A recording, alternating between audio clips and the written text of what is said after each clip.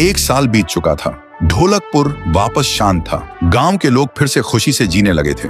हर पूर्णिमा को लोग एक दिया जलाकर ठुन ठुन ठुन साहुर को याद करते थे। पर एक रात कुछ ऐसा हुआ जो फिर से सब कुछ बदल के रख दिया। लाशें फिर से मिलने लगी। हर 2 दिन बाद किसी न किसी के घर के सामने एक कटी हुई लाश पड़ी होती। गांव फिर से कांप उठा। एक दिन सब लोग महाराज के पास पहुंचते हैं और रो रो कर गांव की घटनाओं के बारे में बताते हैं। रात को महाराज 2 सेनापतियों से कहते हैं, जाओ और खोजो इस कांड के पीछे कौन है। लेकिन सुबह सिर्फ उनकी लाशें लौट कर आईं। एक का सिर था ही नहीं, दूसरे के पैर कट चुके थे।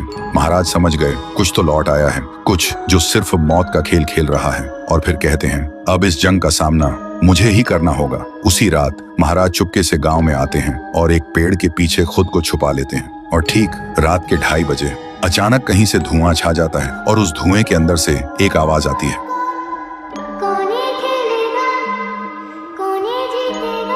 और फिर धुएं के बीच से निकलती है एक गुड़िया, गोल आंखें, एक बेजान सी मुस्कान, लेकिन चेहरा मौत का पैगाम।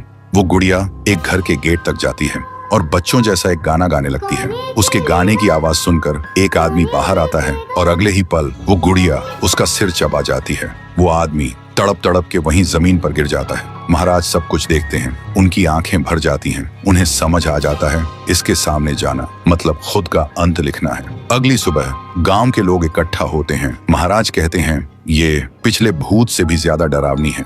इसे सिर्फ वही हरा सकता है जो मौत को पहले ही हरा चुका है। और फिर एक पूर्णिमा की रात सब लोग दिया जलाकर पुकारते हैं, आप वापस आइए, आपके बिना ये गांव जिंदा तो है पर जीने जैसा नहीं। तभी एक आवाज गूंजती है, ठुंग ठुंग ठुंग ठुंग ठुंग ठुंग ठुंग ठुंग ठुंग साहुर। और उसी देह की आग से एक जलता हुआ पेड़ बनने लगता है और उसी पेड़ में से ठुन ठुन ठुन साहुर निकलता है। तभी फिर से वही धुआं छा जाता है और उसके साथ ही एक आवाज।